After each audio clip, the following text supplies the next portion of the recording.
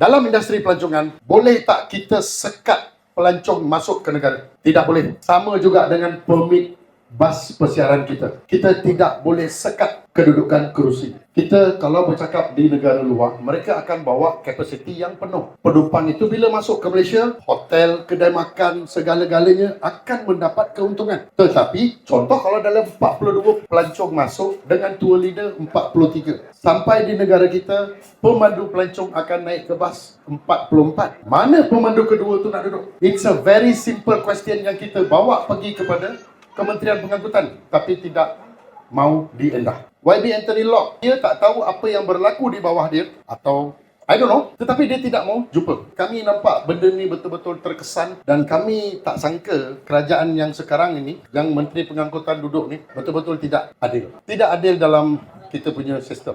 Yang halal diharamkan. Dulu Dato' Sri kita jadi JPJ Menteri, kita tak ada masalah. Bas persiaran, JPJ pegawai tengok, dia salam. Hari ini bas persiaran sudah jadi mangsa. Pergi Genting Highland, one way transfer. Tak ada tour guide, dia boleh minta sita van kita. Nombor 1. Nombor 2, kita transfer tak pakai tour guide, kita boleh diugut. Sekarang saya panggil Motek Mari Saman. Atau you sekarang touch and go bagi saya. Bukan 500, bukan 1,000.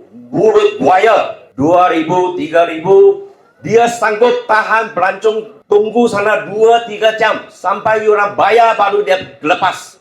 Diesel naik harga. Bas persiaran atau van persiaran 1 sen subsidi pun tak dapat. Kebanyakan 70% sampai 80% kita angkat pelanggan tempatan. Pergi airport, airport transfer, Cameron Highland 3 hari 2 malam, Melaka day tour, kebanyakan orang Malaysia. Tapi mereka tak siasat, mereka terus hantam kasih kita diam. Yang penting saya nak sampaikan kepada Dato' Sri. 1.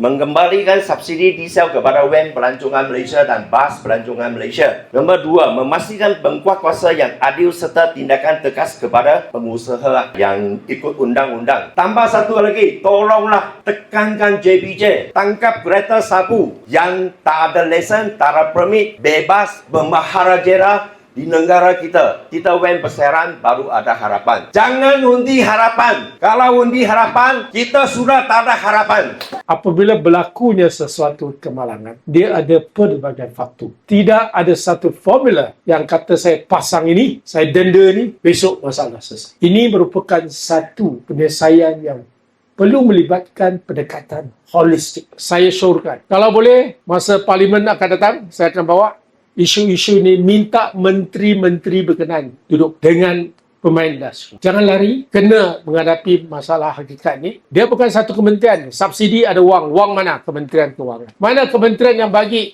yang tentukan SKDS? Ini daripada APDNKK. Siapa yang bagi lesen kepada Motek untuk keluarkan lesen bas persiaran? Kumpulan ni. Kemudian JPJ, dalam keadaan apa yang patut ambil tindakan terhadap siapa, ulat siapa. Ini sepatutnya kita jaga. Kalau tidak, tak ada koordinasi, akan ada masalah paling besar.